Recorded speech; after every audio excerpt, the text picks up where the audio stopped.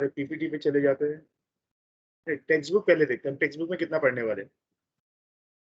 कल हमने देखा था फ्रैंकफर्ट पार्लियामेंट, और आज हम देखेंगे यूनिफिकेशन ऑफ जर्मनी और फॉर्मेशन ऑफ जर्मनी और बर्थ ऑफ जर्मनी। कुछ इतना पेज है ये, थोड़ा सा आगे बढ़ेंगे इसमें, टेक्स्ट बुक से कुछ ज्यादा देखने वाले। इटली के यूनिफिकेशन के बारे में हम कल देखेंगे। तो unification of Germany, birth of Germany, ये हमारा आज का क्लास है।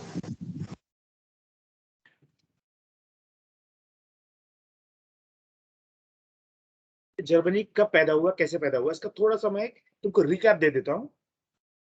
सबसे पहले फ्रांस, अगर हम इसको यहाँ पे फ्रांस समझ ले, और यहाँ पे प्रशियन एम्पायर, यहाँ पे ऑस्ट्रियन एम्पायर, ऐसा एग्जैक्टली साइज पे मत जाओ। और बीच में जो थे जर्मन स्टेट थे, छोटे छोटे जर्मन स्टेट थे। कितने जर्मन स्टेट थे? अप्रोक्सीमेटली 300 300 जर्मन स्टेट्स थे। बाद में जब नेपोलियन ने हमला किया 1804 में, नेपोलियन पावर में आया, एक series of Napoleonic war start हुई। उसने इन 300 स्टेट्स को आराम से जीत लिया। छोटे छोटे थे, अंदाजा लगा रहे इतने पूरे एरिया में 300 के करीब थे, और उनको बना दिया 39 स्टेट्स। जोड़ दिया उनको, दो दो तीन तीन चार चार को जोड़ते जोड़ते अब टोटल बचे 39 स्टेट्स। और उसको नेपोलियन बोनापार्टे ने नाम दिया confederation of Rhine, RHINE, Rhine, Rhine river. इस एरिया से बहने वाली नदी थी राइन। जैसे कि हमारे इंडिया से बहने वाली इंपॉर्टेंट नदी है, सबसे बड़ी नदी हम गंगा मानते हैं, उसी तरह यहाँ से राइन नदी बहती थी, and that was known as the confederation of राइन।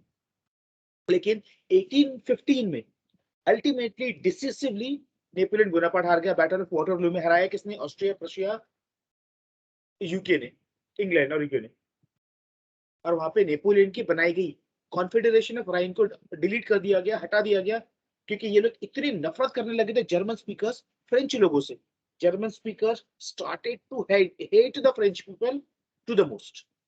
तो नेपोलियन की बनाई हुई हर चीज इनको हटानी थी, तो उन्होंने कॉन्फेडरेशन ऑफ राइन को हटा दिया। उसके बदले अपने नया कॉन्फेडरेशन बना दिया, जर्मन कॉन्फेडरेशन।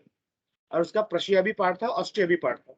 और 1815 के बाद जो इतने जर्मन स्पीकिंग जो एरिया बन गया, उसकी लीडरशिप आई ऑस्ट्रिया को। याद रखो, ऑस्ट्रिया को, प्रशिया को नहीं आई। लेकिन आगे चल के प्रशिया ने डोमिनेट किया, और प्रशिया ने जर्मनी बनाया, और जर्मनी का सबसे लीडिंग पावर बना प्रशिया। तो कैसे जर्मन कॉन्फेडरेशन बना? तो लीडरशिप प्रशिया को मिली, ऑस्ट्रिया को मिली। कब? 1815 में जर्मन कॉन्फेडरेशन बनी थी। उसके पहले ज़ोल्वेरिन भी बनी थी, याद रखो। ज़ोल्वेरिन ने भी German unification, nationalism in Germany, nationalism of Germans, उसको बहुत बड़ा फोर्स दिया था। हालांकि वो एक इकोनॉमिक फ्रंट था, लेकिन फिर भी नेशनलिज्म में उसने बड़ा रोल प्ले किया था। अब हम यहाँ से आगे देखते हैं। चलो, कल हमने देखे कैसे 1815 में नेपोलियन हार गया और जर्मन कॉन्फेडरेशन बना। उसके आगे फ्रांस में भी चेंजेस आए। फ्रांस में क्या चेंजेस आए? 1815 में नेपोलियन के जाने के बाद वहां पे आ गया कौन? वापस बर्बन डायनेस्टी, जो कि रूल करने लगी एब्सोल्यूट मोनार्की टाइप। फिर 1830 में फिर रिवोल्ट हुआ, खाने की कमी की वजह से। याद आ रहा कुछ?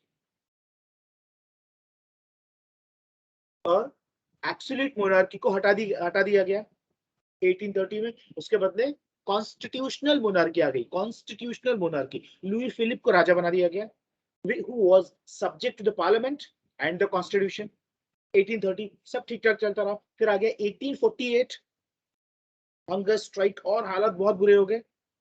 लुई फिलिप को देश छोड़ के भागना पड़ा 1848 में। लुई फिलिप देश छोड़ के भाग गया। अब पूरी तरह नेशनल असेंबली ने फ्रांस को संभाल लिया। ये सब हो रहा था फ्रांस में। अरे एक बार ड्यूक ऑफ मेटरनिच ने कहा था, when France sneezes, rest of the Europe gets cold। तो यूरोप पे भी इसका कुछ ना कुछ असर पड़ने वाला था। तो यूरोप पे अपना ही एक जब चल रहा था, पूरे यूरोप में नहीं, सॉरी, जर्मन कॉन्फेडरेशन में जितने भी लिबरल लोग थे, डेमोक्रेटिक लोग थे, ये लोग, sorry, I was not comfortable in sitting, इन्होंने एक फ्रैंकफर्ट पार्लियामेंट बुलाई। जितने भी 39 स्टेट्स आते थे, जितने भी 39 स्टेट्स आते थे जर्मन स्पीकिंग रीजन में, उन स्टेट में रहने वाले लिबरल्स ने, वहां की गवर्नमेंट्स मोनार्की से रिलेटेड रिलेशन नहीं है इसका, जर्मन कॉन्फेडरेशन में रहने वाले लिबरल्स ने, जो कि एजुकेटेड थे, बिजनेसमैन थे, वर्किंग क्लास थे, प्रोफेशनल्स थे, टीचर्स थे, इन लोगों ने अपने आप को एक जगह जमा किया, फ्रैंकफर्ट में जमा किया, वहां पे इलेक्शन करवाए, 831 रिप्रेजेंटेटिव्स इलेक्ट हुए, सेंट पॉल चर्च में इन्होंने अपनी एक असेंबली बनाई, इन्होंने एक कॉन्स्टिट्यूशन बनाया, और इस कॉन्स्टिट्यूशन में याद रखो 1815 में जर्मन कॉन्फेडरेशन की लीडरशिप ऑस्ट्रिया के पास गई थी। अब फ्रैंकफर्ट में जो लोग बने, जिन्होंने अपनी असेंबली बनाई, इन्होंने क्राउन और थ्रोन ऑफर किया जर्मन स्टेट का प्रशिया के राजा को, और क्या कहा कि आप हमारे पूरे जर्मन, एक जर्मनी नाम का देश बनाएंगे, और हम आपको प्रशिया के राजा को हमारा राजा स्वीकार करते हैं, शर्त इतनी है कि you will be a constitutional monarch. But Prussia के राजा ने ये बात नहीं माना, बाकी राजाओं के साथ मिलके, आर्मी के साथ मिलके फ्रैंकफर्ट पार्लियामेंट को डिसबैंड कर दिया, और फ्रैंकफर्ट पार्लियामेंट का अस्तित्व खत्म हो गया। लेकिन यहां से ऑस्ट्रिया के राजा को लगा एक बहुत बड़ा मौका है, सारे जर्मन लिबरल्स, जर्मन लोग, राजा तो नहीं, जर्मनी के छोटे छोटे राजा थे वो नहीं, लेकिन जर्मन लोग मुझे, हमें रशिया को, मुझे राजा बनाना चाहते हैं, तो मुझे इसका फायदा उठाना चाहिए। फ्रैंकफर्ट पार्लियामेंट मुझे कॉन्स्टिट्यूशनल मोनार्क बनाना चाहती थी, लेकिन मैं इनका एब्सोल्यूट मोनार्क बन के रहूंगा। अब ये कैसे हुआ? यहाँ पे आती है ये वाली टर्म जिसको मैं बोल रहा हूँ, नेशनलिज्म हाईजैक्ट। पहले नेशनलिज्म किसकी प्रॉपर्टी थी? लिबरल्स की, डेमोक्रेट्स की। ये चाहते थे एक आजाद जर्मनी बने, जिसमें जनता के द्वारा गवर्नमेंट बनाई जाए, और राजा subject to parliament and the constitution. इस नेशनलिज्म को ऑस्ट्रियन राजा ने हाईजैक कर लिया। कैसे हाईजैक कर लिया इसने? सबसे पहले नेशनलिज्म डेमोक्रेट्स लोग और रेवोल्यूशनरी चलाते थे, लेकिन अब राजा ने कहा हम भी वही चाहते हैं जो जनता चाहती है, हम भी एक जर्मन स्टेट बनाएंगे, और वो मोनार्की बनाएंगे जर्मन स्टेट। इसका क्या फायदा होगा? अगर मोनार्की राजा के सपोर्ट से जर्मन स्टेट बनता, तो पूरी पावर राजा के हाथ में आती। लेकिन अगर liberals, educated people, middle class people, upper class people, इन लोगों की मदद से अगर जर्मन स्टेट बनता, जर्मनी बनता, तो पार्लियामेंट आती, तो कॉन्स्टिट्यूशन आता, जनता भी खुश क्योंकि जर्मनी बन गया, लेकिन राजा तो खुश नहीं होता। तो राजा ने कैंसिल कर दिया इसको कि आप फ्रैंकफर्ट पार्लियामेंट को एक्सेप्ट नहीं करेंगे, फ्रैंकफर्ट पार्लियामेंट खत्म। लेकिन जो फ्रैंकफर्ट पार्लियामेंट चाहती थी, वो राजा ने कहा कि मैं खुद बनाऊंगा अपने दम पे। So this is kind of new conservatism and adaptative policies. जो जनता चाहती है वही करेगा राजा, मतलब पार्लियामेंट नहीं लाएगा, कॉन्स्टिट्यूशन नहीं लाएगा, इसके अलावा जनता जो चाहती है एक पूरा जर्मन भाषिक लोगों का, जर्मन स्पीकर का एक देश बनाया जाए, हम बनाएंगे, मोनार्की बनाएंगे इसे। तो लोगों का सपोर्ट मिला भी मोनार्की को। ये एक बहुत श्रूड पॉलिटिक्स थी जो राजा ने किया, और फ्रैंकफर्ट पार्लियामेंट के पॉलिटिशियंस ये राजनीतियों को नहीं समझ पाए। ऑफकोर्स राजा ने ताकत भी इस्तेमाल की थी उसको डिसमेंटल करने के लिए। अब ये सब हुआ कैसा, मतलब साबित कैसे करेंगे कि नेशनलिज्म को हाईजैक कर लिया गया? नेशनलिज्म की फीलिंग को मोनार्की ने हाईजैक कर लिया। मोनार्की अवॉइड नहीं कर रही थी नेशनलिज्म को, सपोर्ट कर रही थी, और इसी का रिजल्ट है हमने देखे कि जर्मनी अलग बना और इटली नाम का देश अलग बना। Unification of Germany and unification Italy is the evidence of nationalism has been hijacked from the liberals and the revolutionaries to the monarchies. इसका ऑटो वन बिस्मार्क एक और लीडर आने वाला है, इसके बारे में बात करेंगे ना, इसी पॉलिसी को मैं थोड़ा सा डिटेल में तब जाके बताऊंगा। अब जर्मन मिडिल क्लास, ये जितने भी पॉइंट्स यहाँ पे आने वाले ना, ये चारों के चारों पॉइंट फ्रैंकफर्ट पार्लियामेंट को रिकॉल करने के लिए। जर्मन डिफरेंट जर्मन रीजन्स, ऐसे कितने थे जर्मन रीजन्स? पहले 300 थे, बाद में नेपोलियन ने 39 बना दिया था, अभी वो 39 है, इंक्लूडिंग ऑस्ट्रिया एंड प्रशिया। उसके अलावा बहुत छोटे छोटे जो स्टेट थे, अपने मैप में भी इससे पहले देखे हैं यहाँ पे। चलो एक बार मैं तुमको फिर यहाँ से बताने की कोशिश करता हूँ। जो आज, ये आज का मैप है, प्रेजेंट डे यूरोप का मैप है। यहाँ पे छोटे छोटे बहुत सारे थे स्टेट्स, छोटे, कुछ यहाँ पे भी थे, कुछ यहाँ पे भी थे, और ये पोलैंड प्रशिया का पार्ट हुआ करता था, स्लोवाकिया, हंगेरी, ऑस्ट्रिया, ये ऑस्ट्रिया, क्रोएशिया, ये ऑस्ट्रियन किंगडम के पार्ट हुआ करते थे। यहाँ पे प्रशियन किंगडम था, और यहाँ पे छोटे छोटे जर्मन स्टेट थे, और उन छोटे छोटे जर्मन स्टेट के साथ ऑस्ट्रिया भी जर्मन था, स्टेट था, और पोलैंड भी जर्मन स्टेट था। ओके, और इन सारे जर्मन स्टेट के लिबरल्स और रेवोल्यूशनरीज एक साथ आए। उन्होंने कब आए? 1848 में। इन्होंने जर्मन नेशन स्टेट बनाने की कोशिश की फ्रैंकफर्ट पार्लियामेंट के थ्रू। चाहते थे कि इनकी एक इलेक्टेड गवर्नमेंट हो, इनका कॉन्स्टिट्यूशन हो और इनके पार्लियामेंट। तो यही चीज थी फ्रैंकफर्ट पार्लियामेंट। याद करो, ये वही चीज थी। राजा को ऑफर दिए, लेकिन रशिया के राजा ने ये ऑफर एक्सेप्ट नहीं किया, पर आइडिया अच्छा लगा। एग्जाम्पल तो अभी समझ लो, किसी ने मुझे एक नया बिजनेस का आइडिया दिया और कहा कि भाई मैं पार्टनर बन जाऊं। मुझे लगा यार आइडिया तो बहुत अच्छा है, एक काम करके मैं पार्टनर नहीं बनता, मैंने ऑफर रिजेक्ट कर दिया। और जब वो बंदा चला गया, वो बंदा मेरे पास क्यों आया था बिजनेस आइडिया लेके? कि उसके पास आइडिया था, मेरे पास पैसा था। मैंने उसके बिजनेस में पैसा लगाने से मना कर दिया, मैं आई एम नॉट इंटरेस्टेड, भाई तो चला जा अपना बिजनेस आइडिया लेके। और जो बंदा निकल गया, मैंने उसी आइडिया पे, मेरे पास तो पैसा था, उसी आइडिया को सुन लिया, समझ लिया, अपना पैसा डाल के अपना ही बिजनेस खड़ा कर दिया। पार्टनरशिप में नहीं किया मैंने। तो फ्रैंकफर्ट वाला था ना, ये पार्टनरशिप का ऑफर था। आज मैंने बोला ना, मैंने अपना खड़ा कर दिया, मैं प्रशिया का राजा था, मुझे पार्टनरशिप नहीं चाहिए तुम्हारे साथ, जो तुम चाह रहे हो ना वही होगा, लेकिन पूरी पावर मेरे हाथ में रहेगी। अब कौन कौन सी चीजें एक कुछ वही, फ्रैंकफर्ट पार्लियामेंट फेल हो गई। क्यों फेल हो गई? इन लोगों की वजह से। मोनार्की, मिलिट्री और जंकर्स, मतलब बिग लैंडलॉर्ड्स, ये सब लोग फ्रैंकफर्ट पार्लियामेंट के अगेंस्ट थे। बिकॉज अगर फ्रैंकफर्ट पार्लियामेंट के हिसाब से जर्मनी बन जाता, तो इन सब की पावर नलीफाई हो जाती, इनके पास कोई खास पावर नहीं रहती। इसलिए इन्होंने इसको अपोज कर दिया।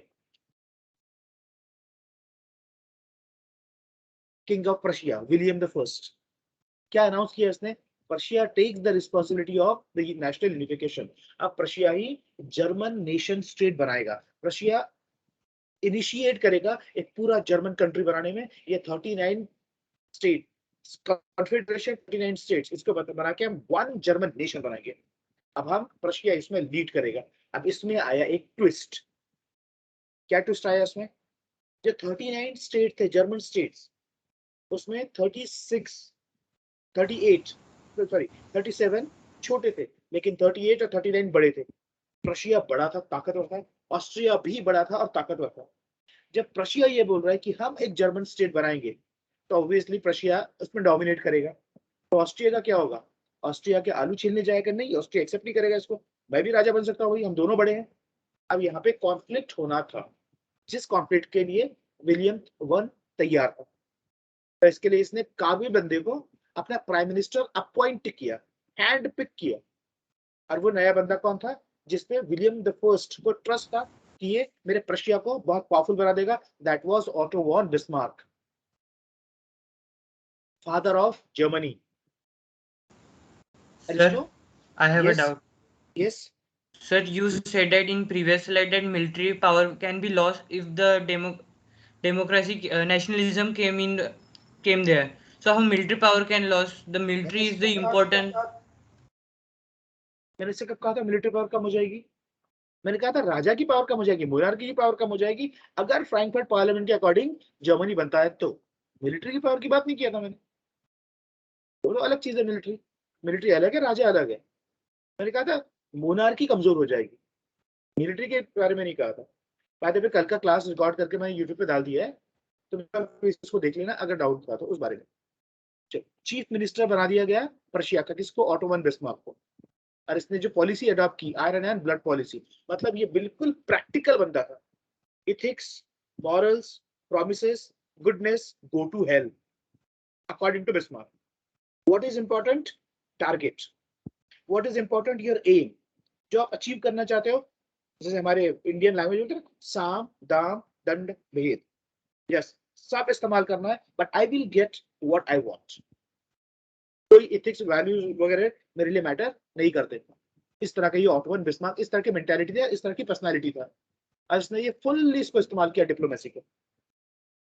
कैसे इस्तेमाल किया? इसने 3 वॉर लड़े, वो एक एक वॉर के आज अब डिटेल जाएगी। हाँ, Sir, diplomacy meaning. Deep, are you talking to me or by mistake your mic is on? Okay, चलो उसका by Sir, I mistake have not asked the doubt. मुझे तुम्हारी आवाज ही बात करने की। It is some different student. Okay, चलो related भी debate.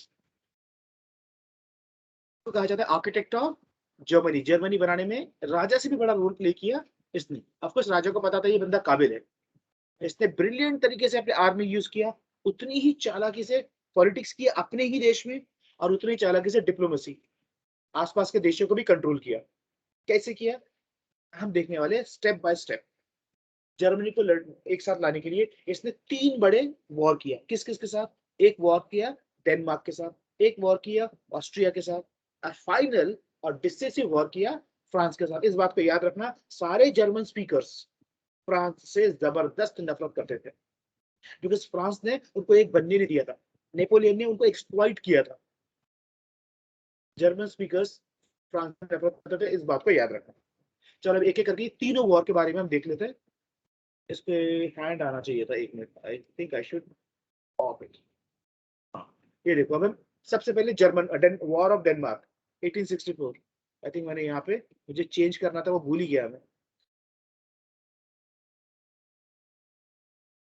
Okay 1864, let me get back to the pen.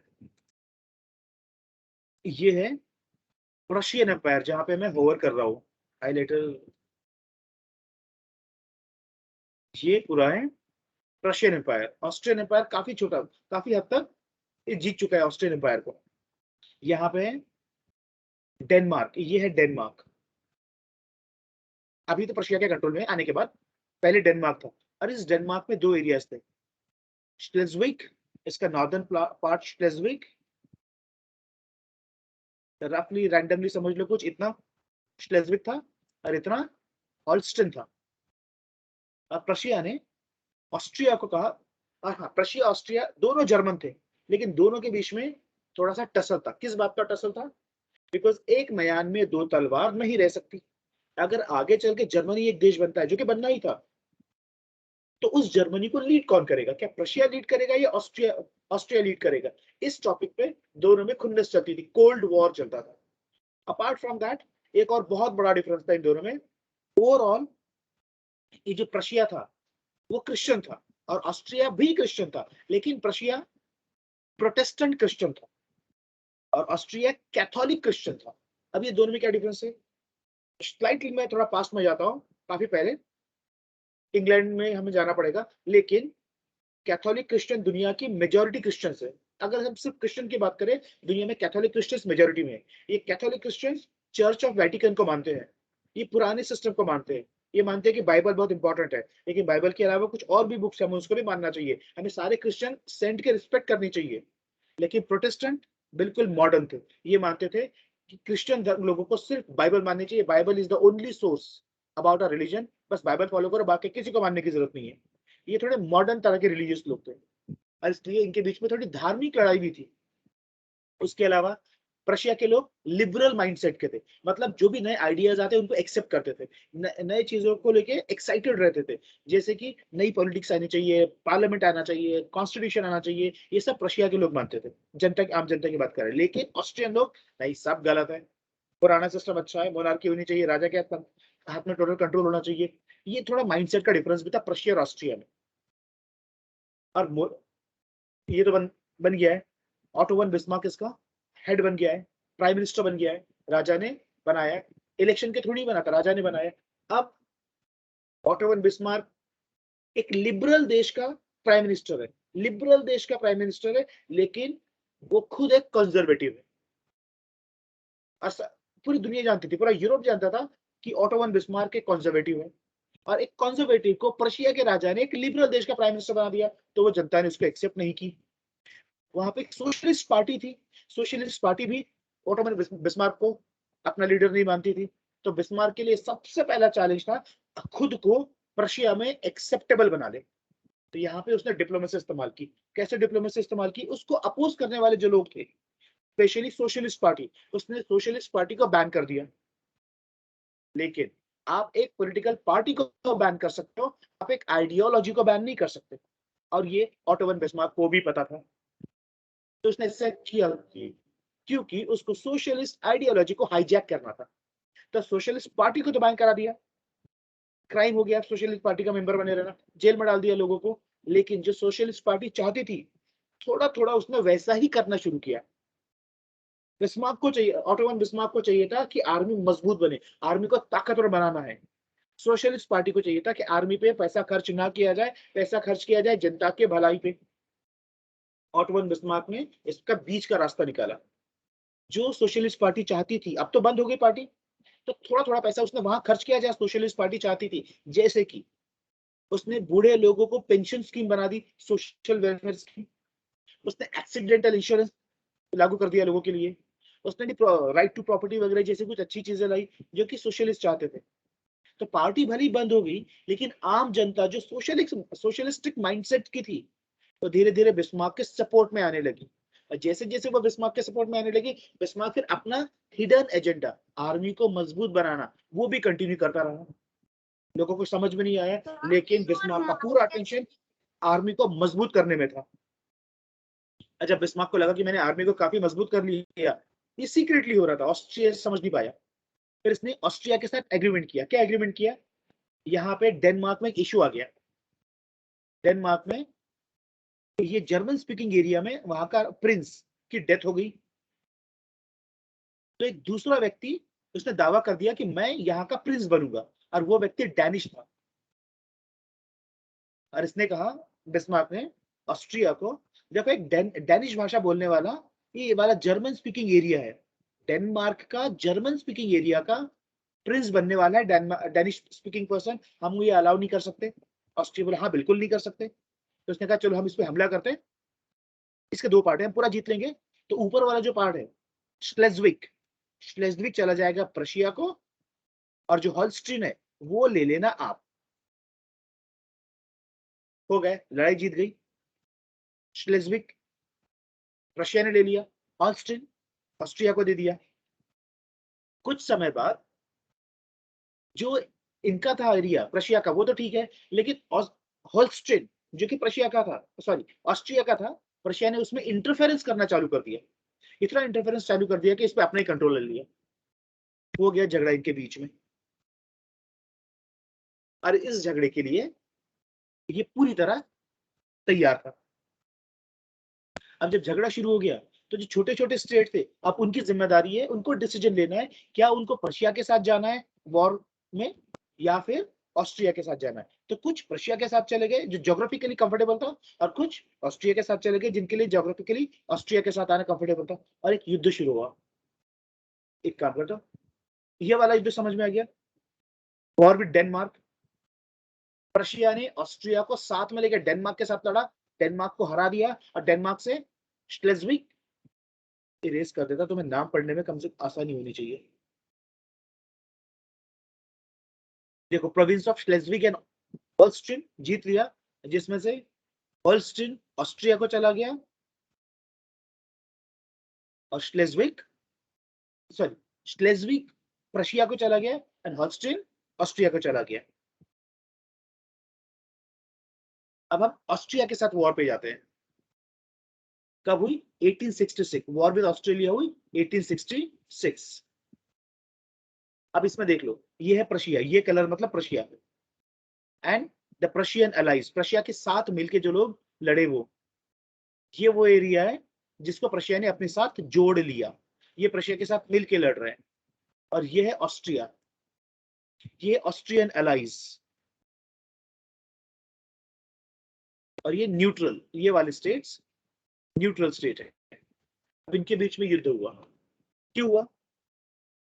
Because साम दाम दंड भेद, बिस्मार्क को कोई वैर मॉरल एथिक्स वगैरह नहीं समझ में आते, तो इसने ये वाला होल्स्टीन जो कि ऑस्ट्रिया का था, उसको भी अपने कब्जे में ले लिया। और उसी वजह से ऑस्ट्रिया आ गया अपने कब्जे के एरिया को बचाने के लिए, और वॉर शुरू हो गया 1860 में, Austro Hungarian Austro Prussian war.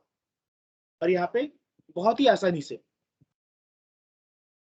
Prussia ने ऑस्ट्रिया को हरा दिया। लेकिन इसमें उसने एक चालाकी की, जो चालाकी हम जब इटालियन यूनिफिकेशन देखेंगे ना, तब भी देखेंगे।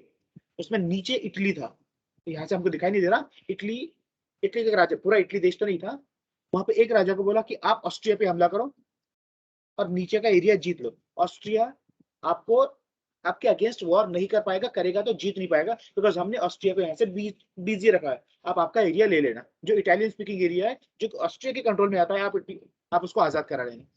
तो दोनों तरह से ऑस्ट्रिया को बिजी करवा दिया प्रशिया ने, और ऑस्ट्रिया दो फ्रंट पे लड़ नहीं पाया, अब फाइनली हार गया।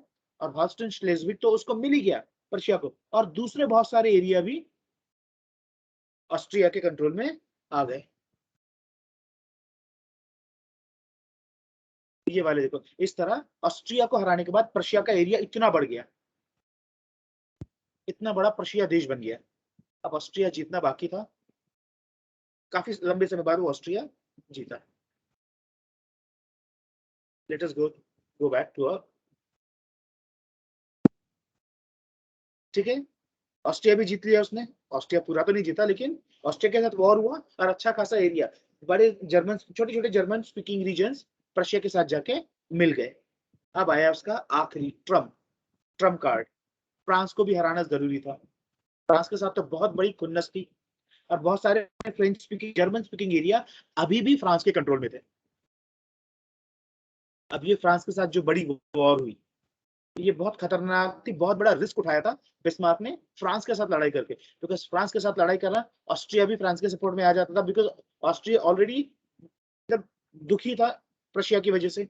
रशिया भी कूद सकता था, इंग्लैंड भी बीच में कूद सकता था, ये समझ के कि अब बिस्मार्क ज्यादा कर रहा है, ये अपने हद से ज्यादा बढ़ रहा है, और इसकी हद देख के बाकी दूसरे देश भी ऑस्ट्रिया के अगेंस्ट आ सकते थे, इसलिए बहुत संभाल के ये लड़ाई लड़नी जरूरी थी। तो इसने क्या किया, अब जो जर्मनी में एंटी फ्रेंच सेंटिमेंट्स थे, चाहे वो प्रशिया में हो या ऑस्ट्रिया में हो, उसका फायदा उठाया। इसने एक झूठा काम किया। कौन सा झूठा काम किया? इसने जनता को बोला कि फ्रेंच राजदूत, फ्रेंच एम्बेसडर जो कि प्रशिया में है, उसने प्रशियन राजा को लेटर लिखा और प्रशियन राजा के अगेंस्ट बहुत ज्यादा बदतमीजी वाली बातें की, बिल्कुल भी सम्मान नहीं किया, बहुत अपमान किया प्रशिया के राजा का। ये फ्रेंच लोग ऐसे ही होते हैं, ये जर्मन का बिल्कुल रिस्पेक्ट नहीं करते, इनको सबक सिखाना जरूरी है। इस तरह उसने जर्मन सेंटिमेंट को और फ्रेंच के अगेंस्ट कर दिया। उसके अलावा यहाँ पे स्पेन में भी स्पेनिश रिवॉल्यूशन हो गई थी, और स्पेनिश रिवॉल्यूशन में रिवोल्यूशनरी को हेल्प किया मोनार्की के अगेंस्ट। अब हाँ, फ्रेंच में जो मोनार्की थी, सॉरी, स्पेन में जो मोनार्की थी वो फ्रेंच मोनार्की के रिलेटिव्स थी, दोनों बर्बन डायनेस्टी थी, दोनों रिलेटिव्स थे। और स्पेन के लोगों ने अपने राजा के अगेंस्ट रिवोल्ट कर दिया, रिवोल्यूशन कर दी, और प्रशिया ने उस रिवोल्यूशन को सपोर्ट किया और बहुत ज्यादा इंटरफेरेंस किया स्पेन में, और स्पेन के लोगों ने भी प्रशिया का इंटरफेरेंस वेलकम किया। इससे स्पेन में प्रशियन इंटरफेरेंस एक्सेप्ट किया, और यहां से फ्रांस का राजा था Napoleon the third, Napoleon Bonaparte नहीं, नेपोलियन द थर्ड। और ये समझ गया कि अगर ऑलरेडी प्रशिया इसके नॉर्थ में है, जो कि खतरनाक दुश्मन है फ्रांस का, समझ गया था नेपोलियन द थर्ड। अब वही प्रशिया यहाँ पे भी अपनी ताकत बढ़ा रहा है, दोनों तरफ से फ्रांस अपने दुश्मन से गिर जाएगा। ऊपर एक झूठा लेटर दिखा के इसने जर्मन सेंटिमेंट भी अगेंस्ट और भड़का दिया था फ्रांस के अगेंस्ट। और कुछ दो चार इवेंट और हुए, सारे डिस्कस नहीं कर सकते यहाँ पे। मतलब प्रशिया ने फ्रांस के राजा को मजबूर किया कि वो प्रशिया पे हमला कर दे, और फ्रांस का राजा उसका शिकार हो गया, और फ्रांस ने प्रशिया के अगेंस्ट हमला कर दिया, जिसके लिए प्रशिया तैयारी था, वेट कर रहा था कि हमला करो हम पे, ताकि हमें बहाना मिले हम पे, आप पे रिएक्ट करने का। एक तो जनता को भड़का दिया फ्रांस के अगेंस्ट, फ्रांस को भड़का दिया खुद ही पे हमला करने के लिए, और खुद पहले से तैयार बैठा, और उस वॉर में बुरी तरह फ्रांस हार गया, बहुत बुरी तरह फ्रांस हारा। अब रशियन जर्मन स्पीकर्स के पास बदला लेने का मौका था, जो नेपोलियन ने किया था। हमने बहुत डिटेल में जाके नहीं देखे, लेकिन जब नेपोलियन ने जर्मन स्पीकिंग एरियाज को जीता था तो बहुत एक्सप्लॉइट किया था उन लोगों को, लूट लिया था पूरे एरियाज को, पूरे खजाने वहां के लूट लिया था। अब वक्त आया बदला लेने का। चलो वापस पीछे जाके देखते हैं। तो फाइनली डेनमार्क, हॉल्सविन स्लेज्विग, ऑस्ट्रिया से भी अच्छा खासा एरिया जीत लिया। फाइनली फ्रांस को हराना बिस्मार्क का बहुत बड़ा मास्टर स्ट्रोक था, और बाद में वॉर रुक गई। बिस्मार्क ने वॉर रोक दिया। बिस्मार्क चाहता तो वॉर को और कंटिन्यू कर सकता था, पूरा का पूरा फ्रांस डायरेक्टली प्रशियन कंट्रोल में शायद ले सकता था, लेकिन रुकना जरूरी था। अगर नहीं रुकता, पूरा फ्रांस पे कब्जा कर लेता, कर तो सकता था, लेकिन खतरा क्या था, अगर पूरा फ्रांस कब्जा कर लेता तो इंग्लैंड डर जाता, इंग्लैंड फ्रांस के सपोर्ट में आ जाता, रशिया फ्रांस के सपोर्ट में आ जाता, ऑस्ट्रिया को भी मौका मिलता सपोर्ट में। तो अकेला इतने देशों के साथ लड़ना वो सही नहीं होता, इसलिए सही समय देख के जितना हो सकता था उतना पुश किया इसने वॉर को। सिचुएशन समझ गया, बस इससे ये लिमिट है, इससे आगे नहीं जाना, रुक गया। अब फ्रांस के साथ तो ये इसका सबसे बड़ा अचीवमेंट, जनवरी 1871 William the first, that is the king of Prussia, was proclaimed as the German emperor. उसको एक जर्मनी नाम का देश बना दिया गया और उसका राजा बना विलियम द फर्स्ट, और उसका मेन आर्किटेक्ट था ऑटो वन बिस्मार्क। चल इतना होता तो ठीक था, लेकिन अब बिस्मार्क को और जर्मन लोगों को अपना गुस्सा निकालना था, किसके ऊपर, फ्रेंच लोगों के ऊपर। तो उसके लिए अब जो डिक्लेरेशन हुआ 18 जनवरी 1871, ये डिक्लेरेशन ये प्रशिया में भी कर सकते थे, बर्लिन में भी कर सकते थे, लेकिन बर्लिन में नहीं किए, वर्साओ में नहीं किए, ये उन्होंने पेरिस, फ्रांस की राजधानी पेरिस, एक्चुअली पेरिस में भी नहीं किए, पेरिस से तकरीबन 15-16 किलोमीटर दूर वर्साई नाम का एक छोटा एरिया था, जो कि एक्चुअली राजा का घर था, राजा का पैलेस ऑफ वर्साई वहीं पे था। उसके हॉल ऑफ मिरर्स में, मतलब एक फ्रांस का सबसे अमीर बिल्डिंग, राजा का महल, उस अमीर बिल्डिंग का सबसे आलीशान hall, hall of mirror, hall of mirror में, मतलब फ्रांस के दिल में, फ्रांस के कैपिटल में घुस के इन्होंने जर्मनी के पैदा होने की घोषणा की, हम जर्मनी बना रहे हैं। इतना ही नहीं, फ्रांस के ऊपर बहुत सारा, ऐसा कहा जाता है उस समय के हिसाब से 5 बिलियन जो भी करेंसी रही होगी इनकी, किया फ्रैंक, हाँ 5 बिलियन फ्रैंक, इसका क्या बोलते हैं उसको, इंडिमनिटी, इंडिमनिटी का मतलब है नुकसान भरपाई, जो भी बोलेंगे, 5 बिलियन की अमाउंट भी ठोक दिया, हमको इतना पैसा आप लोगों से चाहिए।